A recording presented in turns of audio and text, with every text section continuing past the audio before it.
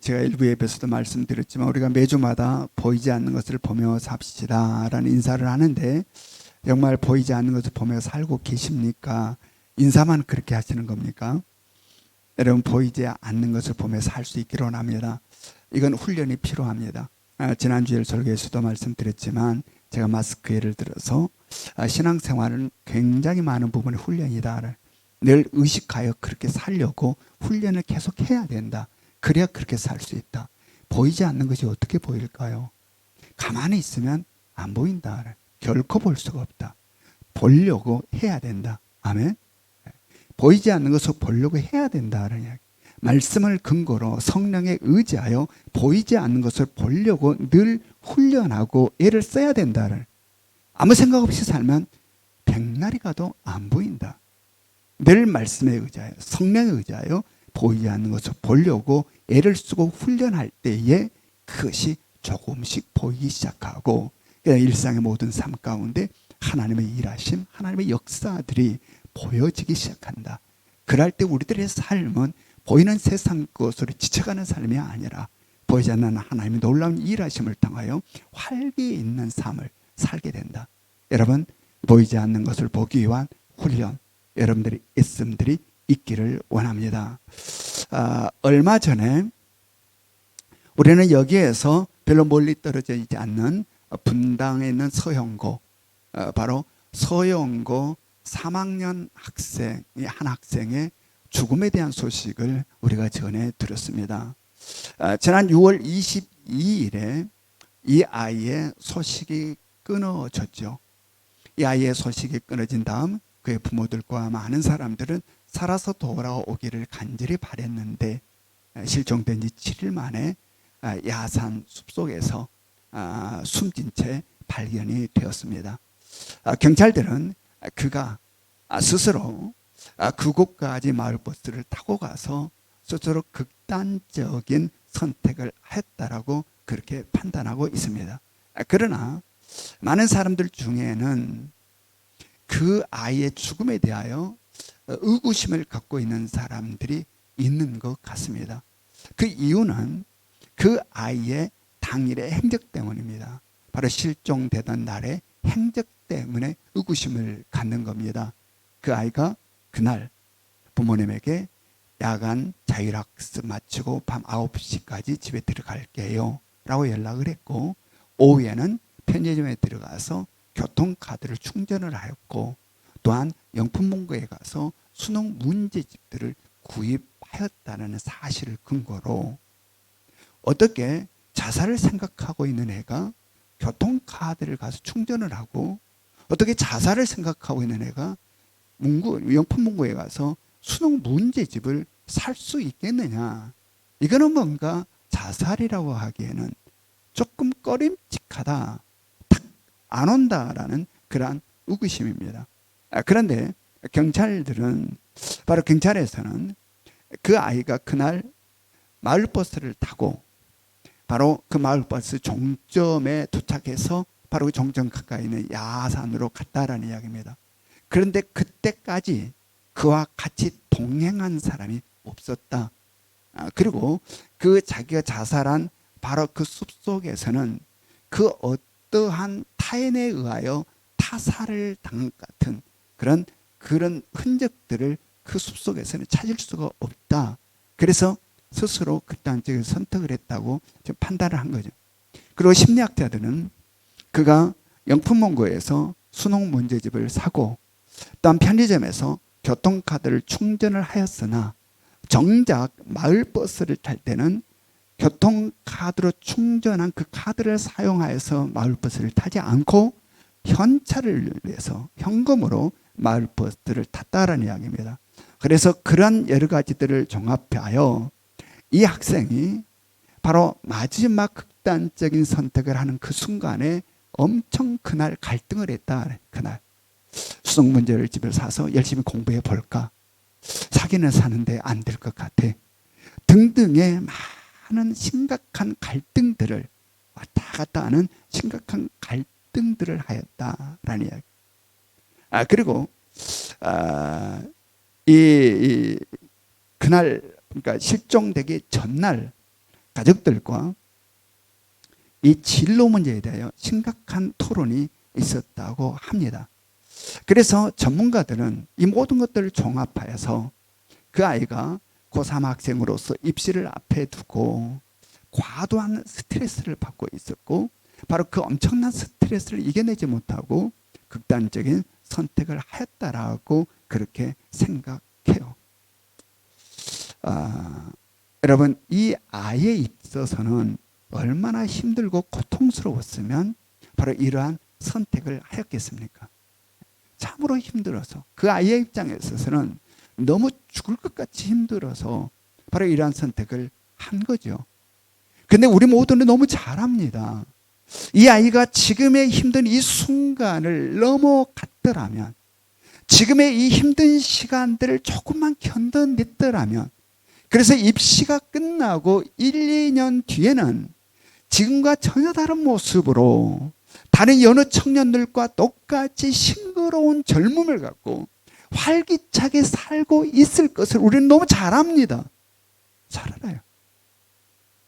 그런데 지금의 그 힘듦이 내일의 희망과 소망을 깡그리 가려버려서 전혀 보이지 않음으로 말미암아 바로 이러한 참으로 안타까운 이러한 선택을 하게 만들어버린 거죠. 지금의 순간에는 공부가 전부인 것처럼 보였을지 모르나 인생 전체에 있어서는 이것이 전부가 아님을 너무나 잘 아는 그의 아버지와 어머니의 마음은 어떠할까요? 얼마나 마음이 아프고 얼마나 안타깝겠습니까? 여러분, 우리들의 인생도 이러함을 깨달을 수 있기를 원합니다. 우리가 이 땅을 살아가는 동안에 우리는 때때로 참으로 힘들고 고통스러워서, 내 삶이 너무 힘들고 고통스러워서 그냥 이 삶을 포기해버리고 정리해버리고 싶은 그러한 생각들이 밀려올 때가 있다라는 이야기입니다. 그러나 우리가 기억해야 되는 것은, 우리가 살아가는 이 땅에서 삶이 우리들의 삶의 전부가 아니다라는 사실. 바로 그 학생이 지금 공부가 지금은 전부인 것처럼 보이나 그의 인생에 있어서 전부가 아닌 것처럼, 우리가 살아가는 이 땅에서 삶에 있어서 우리가 겪는 많은 어려움 가운데 힘들어서 이 땅의 삶이 전부인 것 같아서 보이는 것들로 실망하고 낭망하여서 그냥 포기해버리고 싶은 그러한 생각들이 우리 가운데 밀려올 수 있으나, 바로 우리가 이 땅을 살아가는 이 순간이 우리들의 삶의 전부가 아니다라는 것, 우리는 기억할 수 있어야 된다. 우리가 나약하고 연약한 육체를 입고 있어서 때로는 사고를 당하고 어떤 사건 또는 질병 속에서 말할 수 없는 고통과 아픔과 힘듦을 겪을 수도 있어요. 너무 힘들어지는. 그리고 어떨 때는 마음의 상처로 인하여서 밤잠을 자지 못하고 끙끙대며 신음할 때도 있다라는 이야기입니다. 그러나 지금 우리가 육체를 입고 살아가는 이 세상의 삶이 우리들의 인생의 모든 여정에 있어서 전부가 아니다라는 사실을 우리는 알아야 된다. 만약 이것이 전부인 것처럼 생각하여 보이는 것으로 내 모든 삶을 끝내버린다면, 여러분, 이것이 전부가 아니다라는 사실을 너무나 잘 아는 우리의 아버지, 본질의 아버지신 하나님 아버지, 이것은 아주 우리들의 영혼의 시간 속에 아주 잠깐의 순간일 뿐이라는 사실을 너무나 잘 알고 있는 우리들의 아버지, 본질의 아버지인 하나님의 아버지의 마음은 어떠할까? 얼마나 아프고 얼마나 안타깝겠습니까? 여러분, 우리는 기억할 수 있기를 원합니다. 우리가 살아가는 이 땅에서의 삶, 참으로 힘들고 어렵지만 왜 힘들고 어려운 삶이 우리 가운데 있게 됐는지를 깨달아야 된다. 우리들의 죄로 말미암아 하나님과 단절되어 버린 이 땅, 그래서 어둠의 이 세상, 죄가 가득한 이 세상, 그 속에서 강력한 공중 권세자만 사단마귀의 역사로 말미암아 우리는 엄청난 휘둘림 가운데 참으로 힘들고 고통스러운 순간들을 겪어 살아갈 때가 있다. 그러한 것들을 너무나 잘 아시는 하나님께서는 우리를 구원하시려고, 우리를 회복시키시려고 구원의 역사를 펼쳐나가고 있음을 깨달을 수 있기를 원합니다. 아멘. 그래서 이 일을 위하여 빛 대신 예수 그리스도, 생명 대신 예수 그리스도를 하나님께서는 보내셨고 그 구원의 역사를 이루어 가게 하고 계시는 겁니다. 이것이 바로 하나님의 구속사입니다. 여러분, 지금 우리는 계속 요한복음을 통하여서 바로 이 하나님의 구속사를 목격하고 있습니다. 그리고 오늘도 하나님께서 우리에게 주신 이 말씀 속에서 하나님은 우리를 향하여서 어떻게 이 구원의 역사가 지금의 이 시대를 관통해 지나가고 있는지를 우리들에게 보여줄 것입니다. 그러므로 주시는 말씀을 통하여서 더욱더 생생하게 하나님의 구원의 역사를 바라볼 수 있기를 원하고 그 구원의 역사에 대한 확신을 갖고 이 땅에서 하나님을 전혀 모르는 세상 사람들처럼 세상 것에 휩쓸려 힘겨워 살아가는 삶의 여정이 아니라 하나님의 구원의 역사 속에 희망과 소망으로 어느 누구보다도 밝음으로 이 땅을 살아가는 여러분과 제가 될 수 있기를 주님의 이름으로 축원합니다. 요한복음 19장 17절의 말씀을 우리가 같이 봅니다. 요한복음 19장 17절의 말씀 같이 읽겠습니다. 시작. 그들이 예수를 맡음에 예수께서 자기의 십자가를 지시고 해골 히브리 말로 골고다이라 하는 곳에 나가시니. 총독 빌라도에 와요 십자가형을 선고받으신 예수님께서 십자가를 지고 이 골고다를 올라가시고 있는 말씀입니다. 여기에서 그들이 예수를 맡음에 지금 이야기하고 있습니다. 그들이 예수를 맡음에 여기서 말하는 그들은 누구를 이야기할까요? 여기에서 어떤 집사님 누구를 말하고 있나요? 라고 물으면 그분은 다음 주에 교회 나온다 안 나온다? 여기서 말하는 그들은 누구를 이야기할까요? 그들이 예수를 맡음에 그들이 누구일까? 그것은 표면적으로는 로마 군병들이죠. 왜냐하면 총독 빌라도가 십자가형을 선고했으니 누가 그것을 집행해야 돼요? 군인들이 집행해야 되는 거죠. 그래서 여기서 말하는 그들의 이 표면적으로는 로마 군병들을 이야기하고 있습니다. 그러나 실제적으로는 그들은 누구를 말하고 있는가? 바로 대제사장들과 유대인들을 말하고 있습니다. 왜냐하면 그들이 예수 그리스도에게 십자가형을 선고해달라. 그들이 바로 예수 그리스도에게, 총독 빌라도를 향해서 예수 그리스도에게 십자가형을 선고해달라고 계속해서 원하고 바라고 계속 요구했어요. 그리고 그로 인하여 십자가형이 선고되었습니다. 즉 그들이 원하는 대로 그들이 뜻하는 대로 그렇게 십자가형이 선고되었죠. 즉 예수님을 그들이 맡은 것이 되는 겁니다. 그래서 실제적으로는 바로 그들은 대제사장들과 유대인들이 된다라는. 그런데 여기서 맡음에라는 이 단어, 그들이 예수를 맡음에라는 이 맡음에라는 이 단어의 원어가 이 똑같은 이 원어의 단어가 요한복음 1장 11절에서도 그래서 사용되는 부분이 있습니다. 요한복음 1장 11절에 보면 자기 땅에 오매 자기 백성이 영접하지 아니하였으나 라는 이 말에서 영접하다라는 이 단어, 영접하다라는 이 단어가 맡음에라는 이 단어와 원어가 동일한 단어를 사용하여 맡은다, 영접한다, 받아들인다 라는 이 동일한 원어를 사용하고 있다라는 이야기입니다. 자, 여기에서 요한복음 1장 11절의 말씀에 나타나는 이 영접하다라고 하는 것, 여기는 지금 무엇입니까? 어떤 겁니까? 빛으로 오신 예수 그리스도, 생명으로 오신 예수 그리스도를 영접하지 아니하고 받아들이지 않았다는 이야기입니다. 요한복음 1장 11절에서는 바로 빛으로 오신 예수 그리스도, 생명으로 오신 예수 그리스도를 영접하지 아니하고 받아들이지 않았다. 그런데 오늘 본문에서는 어떤 예수 그리스도를 받아들인 거예요? 맡아서 어떤 예수 그리스도를 맡은 거예요?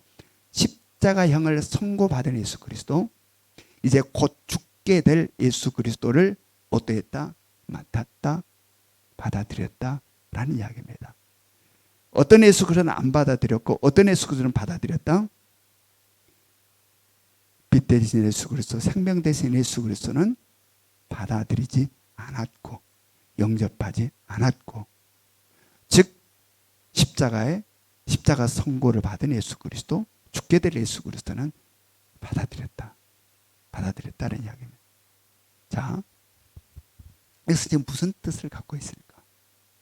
여기에서 자, 요한복음 1장 11절에서의 받아들이다 라는 이 말, 여기에 있어서 빛 대신 예수 그리스도,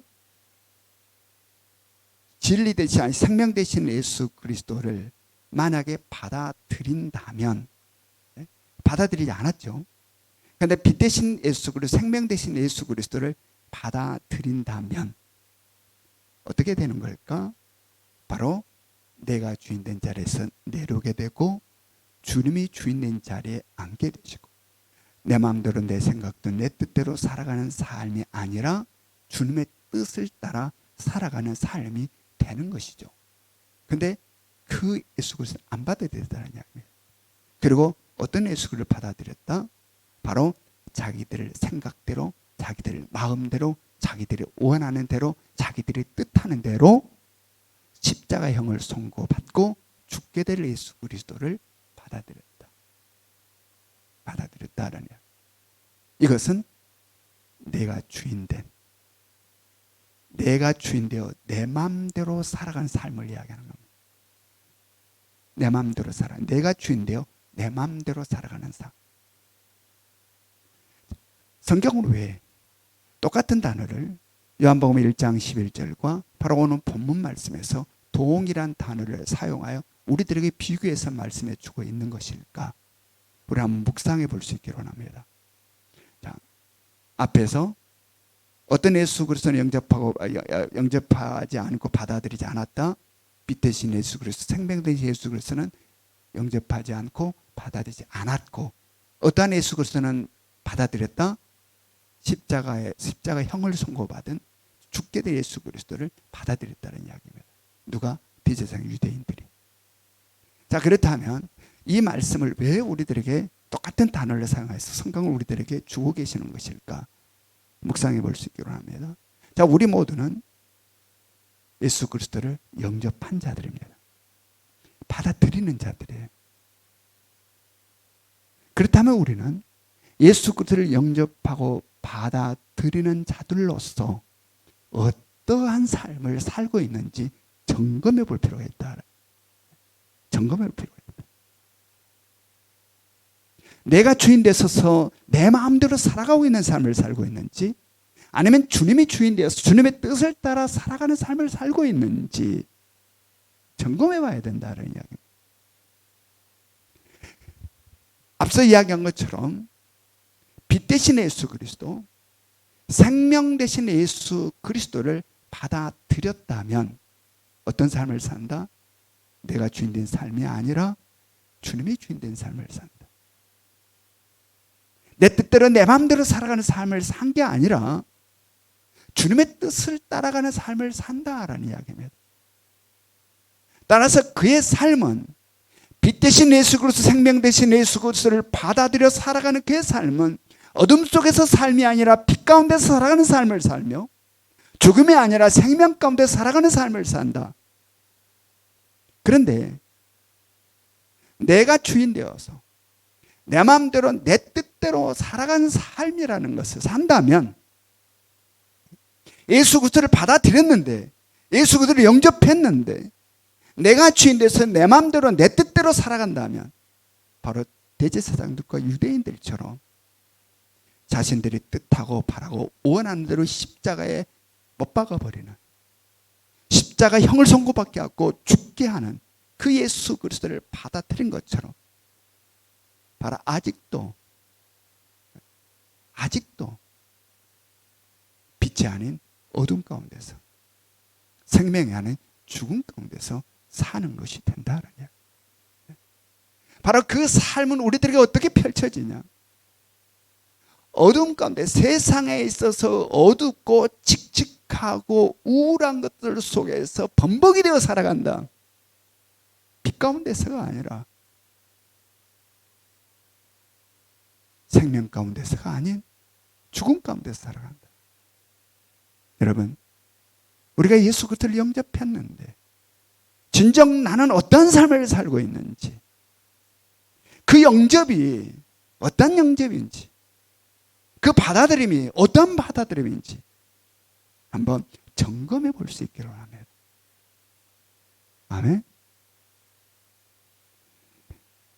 우리 모두는 내가 주인이 아닌 주님의 주인 되는 삶을 살아야 된다.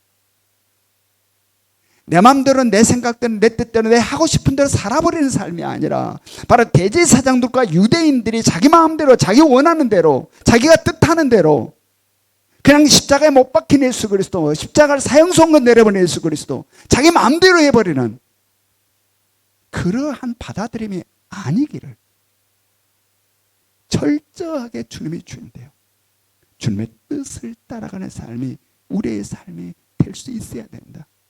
그래야 어둠이 아니라 빛 가운데서 살아가진다라는 이야기입니다. 그래야 이 세상 수많은 이 칙칙하고 우울하고 어두운 이 세상의 모든 것들 속에서 벗어나서 진정한 희망과 소망과 밝음이 있는 빛 가운데서 삶을 그럴 때 비로소 사라진다라는 이야기입니다. 사라진다. 내가 주인 되었어서는 결코 빛 가운데 살 수가 없다. 내 마음대로 내 생각대로 살아서는 결코 빛 가운데 살 수 없다라는 이야기. 깨어지고 부서지고 서럽고 울고 어둡고. 우리 다시 한번 나는 예수 그리스도를 영접했는데, 예수 그리스도를 받아들였는데 내 삶은 어떠한지 한번 점검하시고 진정으로 예수를 영접하고 받아들이는 자들로 살아가며 우리의 삶이 될 수 있기를 주님의 이름으로 축원합니다. 요한복음 19장 17절의 말씀, 요한복음 19장 17절의 말씀 같이 읽습니다. 시작. 그들이 예수를 맡음에 예수께서 자기의 십자가를 지시고 해골 히브리 말로 골고다이라 하는 곳에 나가시니. 예수께서 지신 십자가는 대제사장들과 유대인들이 고발함으로 총독 빌라도가 십자가형을 선고하여 예수 그리스도가 지금 십자가를 지시게 된 거죠. 그런데 오늘 성경은 바로 여기에 수동태를 사용하지 않고 능동태 동사를 사용하여서 이 말을 언급하고 있습니다. 자, 이것은 무엇을 뜻하고 있는 걸까요? 바로 예수님께서 진 십자가는 무엇에 의하여 어쩔 수 없이 지신 십자가가 아니라라는 이야기입니다. 여러분, 세상의 눈으로 보면 분명 예수님은 무엇에 의하여 지신 십자가예요? 수동적으로 지신 십자가. 세상의 눈으로 볼 때에 예수 그리스도의 십자가는 수동적으로 지신 십자가입니다. 대제사장들과 유대인들의 고발로 총독 빌라도가 십자가형을 선고함으로 말미암아 지게 된 십자가예요. 그렇게 보인다 이거예요, 세상의 시각으로는. 그런데 실제는 어떤 십자가다? 능동적으로 스스로 지신 십자가다. 스스로 지신 십자가다. 여러분, 바로 이것이 하나님의 구속사를 따라 그것을 이루어가는 예수 그리스도의 삶의 모습임을 깨달을 수 있기를 합니다. 무엇에 의하여 어쩔 수 없이 이 십자가를 지신 게 아니라 스스로 지셨다. 이 땅을 구원하시고 회복시키려는 하나님의 구원의 역사 속에 자신이 져야 될 자신의 몫인 십자가를 자기 스스로 능동적으로 이 십자가를 지셨다라니. 여러분, 이것이 바로 예수 그리스도를 통하여서 우리에게 보여주시는 하나님의 구속사임을 깨달을 수 있기를 원합니다. 대제사장들과 사내들인 공회원들은 자신들의 기득권을 유지하기 위하여 참으로 간사하고 간악한 방법으로 총독 빌라도를 이용하여 죄 없는 예수 그리스도, 천국 복음을 증거하고 있는 예수 그리스도에게 흉악범이라는 것을 흉악범으로 몰아서 십자가형으로 제거하려 했습니다. 그러나 하나님께서는 바로 이 십자가를 통하여 그들의 그 악랄하고 그 간사함으로 가득한 바로 이 십자가를 통하여 우리를 구원하시고 이 땅을 회복시키시려는 하나님의 구원의 역사를 이루어 나가시고 펼쳐 나가고 있다라는 사실을 우리에게 지금 보여주고 있는 거예요. 여러분, 그렇습니다. 하나님의 구원의 역사는 이 세상 누구도 막을 수가 없고, 이 세상 그 어떤 것도 하나님의 구원의 역사는 막을 수가 없다. 그것이 아무리 간사하고 간악하면 간악할수록 하나님은 그것을 이용하여 하나님의 구원의 역사를 더욱더 활기 넘치게, 더욱더 힘차게 펼쳐나가시는 것이 하나님의 구원의 역사이시다. 그러나 구원의 역사는 그 어떤 것에도 막힘이 없이 반드시 이룰 것이고 반드시 성취하여 주님이 오시는 그날을 우리로 하여금 맞이하게 할 것입니다. 그러므로 우리는 하나님의 구원의 역사에 있어서 결코 구경꾼으로 있는 자가 되어서는 안 됐고, 바로 구원의 역사의 주인공이 되어 살아갈 수 있기를 원합니다. 지금은 종말의 때입니다. 앞뒤 좌우를 깊이 바라보면 바라볼수록 주님 오실 때가 다 되었음을 우리가 직감할 수가 있어요. 수많은 세상의 유혹들이 우리들의 영을 어둡게 하고 우리들의 영을 혼탁하게 만듭니다. 그러므로 이럴 때일수록 우리는 영적으로 정신을 차리고 깨어 있어야 된다. 그리고 하나님의 구원의 역사 속에 우리에게 주어진 십자가를 우리는 스스로 질 수 있어야 된다. 하나님의 구원의 역사 속에 누구는 있고 누구는 없는 게 아니라 우리 모두에게 우리 몫에 십자가가 있음을 기억할 수 있기로 합니다. 아멘. 하나님의 부름을 받은 자들이라면, 하나님의 부름을 받은 자들이라면 우리 모두에게 우리 몫에 십자가가 있다라는 이야기입니다. 그래서 성경 뭐라고 이야기합니까? 누가복음 9장 23절을 봅니다. 누가복음 9장 23절 같이 읽겠습니다. 시작. 또 무리에게 이르시되 아무든지 나를 따라오려거든 자기를 부인하고 날마다 제 십자가를 지고 나를 따를 것이니라. 아멘. 여러분, 우리들에게는 날마다 져야 할 십자가 있다는 겁니까? 없다는 겁니까? 있다는, 날마다. 날마다. 어떤 한 큰 사건만이 아니라 날마다 우리가 져야 될 우리 몫에 십자가가 있다는 이야기입니다. 그렇다면 그 십자가를 어떻게 질 수 있다라고 성경이 이야기합니까? 자기를 부인함으로. 자기를 부인함으로 그 십자가는 질 수 있다라는 이야기예요. 여러분, 간사하고 간악하기 짝이 없는 대제사장들과 유대인들의 고발, 그리고 죄가 없다라는 사실을 너무나 잘 알면서도 자기 안위를 위해서 죄 없는 예수 그리스도에게 그 처절한 십자가형을 선고한 바로 이 총독 빌라도, 바로 그들 사이에서 십자가형을 선고받고 처절하게 십자가에서 죽임을 당해야 하는 예수 그리스도. 여러분, 세상적인 시각으로 보면 예수 그리스도의 이 죽음이 억울해요, 억울하지 않아요? 세상적인 시각으로 볼 때 우리는 너무나 영적으로만 보기 때문에 이해가 안 되려고 그러는데, 그냥 세상적으로 볼 때에 아무 죄도 없는데, 자기 아무 죄도 없는데 어느 누구에게 모함을 받고 또 재판관은 자기가 죄가 없는 줄 너무나 잘 알면서도 자기의 유익 때문에 그 엄청난 십자가형을 선고하여 처절하게 죽게 만들어버리는, 그리고 그로 인하여 죽임을 당하게 되는 예수 그리스도. 세상적인 시각으로 보면 억울해와 억울하지 않아요? 억울하기 짝이 없는 겁니다. 억울하기 짝이 없는, 분통하고 원통한 겁니다. 죄가 없는데 뒤집어 써가지고 그들 사이에서 이 처절한 죽임을 당하게 되는 예수 그리스도는 세상적인 시각으로 보면 원통하고 분통하기 그지없는 상황입니다. 그런데 어떻게 바로 그 십자가를 질 수 있었을까? 어떻게 예수 그리스도는 그 십자가를 질 수 있었을까? 그것은 바로 그 상황을 구속사적으로 해석하였고 자기를 부인함으로 그렇게 십자가를 질 수 있었다는 이야기입니다. 그러므로 십자가는 어떻게 질 수 있느냐? 바로 모든 상황을 구속사적으로 해석하고 자기를 부인함으로 비로소 십자가를 질 수 있다라는 이야기. 그렇지 않으면 억울하고 분통이 터지고 화가 나고 못 진다. 여러분, 바로 우리들의 삶에 있어서도 이러한 삶이 우리 가운데 있기를 원합니다.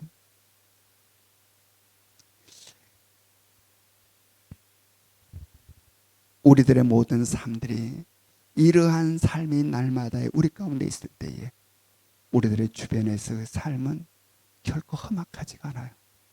험악하지가 않아요. 예수 그리스도의 사랑, 예수 그리스도의 그 아름다움이 우리들의 삶 가운데서도 펼쳐져 나간다. 그리고 십자가로 인한 승리가 우리 가운데서도 체험되고 경험되게 될 것이다. 요한복음 19장 18절로 20절 말씀 우리 같이 읽습니다. 요한복음 19장 18절부터 20절 우리 같이 읽습니다. 시작. 그들이 거기서 예수를 십자가에 못 박을새 다른 두 사람도 그와 함께 좌우편에 못 박으니 예수는 가운데 있더라. 빌라도가 패를 써서 십자가 위에 붙이니 나사렛 예수 유대인의 왕이라 기록되었더라. 예수께서 못 박히신 곳이 성에서 가까운 고로 많은 유대인이 이 패를 읽는데 히브리와 로마와 헬라 말로 기록되었더라. 아멘. 자, 여기서 예수님께서 십자가에 달리셨는데 빌라도가 예수님의 이 십자가에다가 패를 붙였는데 뭐라고 써서 붙였다는 겁니까?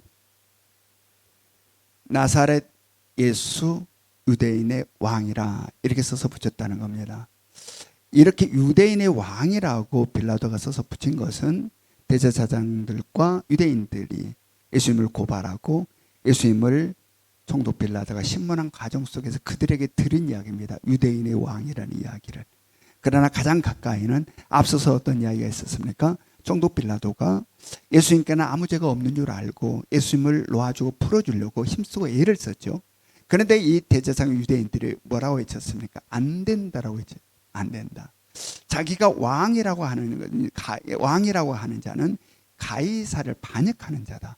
그런데 어떻게 자기를 왕이라고 하여 가이사를 반역하는 자를 풀어주려고 하느냐? 바로 그러한 자를 풀어주려 한다. 풀어준다면 당신은 뭐가 아니다? 가이사의 충신이 아니다. 라고 협박하고 압박을 했습니다. 바로 그것을 근거로 지금 총독 빌라도가 거기다가 유대인의 왕이라고 기록한 겁니다. 즉 불편한 마음. 그 대제사장과 유대인들을 향해서 불편한 마음으로 자, 니들의 왕이다. 자, 봐라. 라는 형태로 즉 불편한 마음으로 유대인의 왕이라 이렇게 써서 붙여놓은 겁니다. 그런데 성경은 메시아에 대해서 어떻게 이야기합니까? 성경은 바로 다윗의 계보에서 왕 중에 왕으로 오신다라고 기록. 그래서 하나님은 바로 이를 통하여서 예수 그리스도가 메시아임을 드러내고 선포하고 나타낸 것이죠. 그리고 여기에 있어서 몇 나라의 말로 지금 여기 이걸 기록했다고 성경이 기록하고 있습니까? 세 나라의 하나는 히브리어로 써졌고 또 하나는 로마 라틴어로 써졌고 또 하나는 헬라어로 써있다. 세 가지 언어로 기록하고 있다. 자, 지금 당시 상황이 어떻습니까? 지금 이때가 6월절이에요. 그래서 세계 각국에 흩어져 살고 있는 유대인들이 6월절을 지키기 위하여 예루살렘으로 모여들어 있어요. 그들 중에 지금 많은 사람이 지금 여기에 와서 이 장면을 보고 있는 겁니다. 그러므로 말미암아 하나님께서는 바로 그들을 통하여 세계 만방에 예수 그리스도가 메시아임을 드러내고 나타내고 계신 거죠. 우리는 여기에서 하나님의 열심을 볼 수 있어야 된다.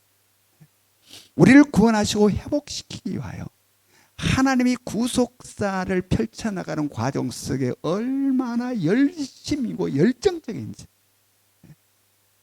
이 구속사를 전진히 시켜나가고 펼쳐나가는 이 모든 과정 속에 하나님은 얼마나 열심히 일을 하고 계시는지, 얼마나 열정적으로 이 일을 감당하고 계시는지를 우리는 깨달을 수 있어야 된다. 그러 더불어서 바로 이 일에 부름을 받은 우리들, 하나님의 구원의 역사에 부름을 받은 우리들은 결코 나태하거나 게을러서는 안 된다라는 이야기. 더욱더 열심을 다하는 삶이 우리 가운데 있어야 한다. 요한복음 19장 21절부터 22절 말씀, 요한복음 19장 21절부터 22절 말씀 같이 읽겠습니다. 시작. 유대인의 대제사장들이 빌라도에게 이르되 유대인의 왕이라 쓰지 말고 자칭 유대인의 왕이라 쓰라 하니 빌라도가 대답하되 내가 쓸 것을 썼다 하니라. 대제사장들이 빌라도에게 뭐라고 했다는 겁니까? 유대인의 왕이라고 하지 말고 뭐라고 쓰라?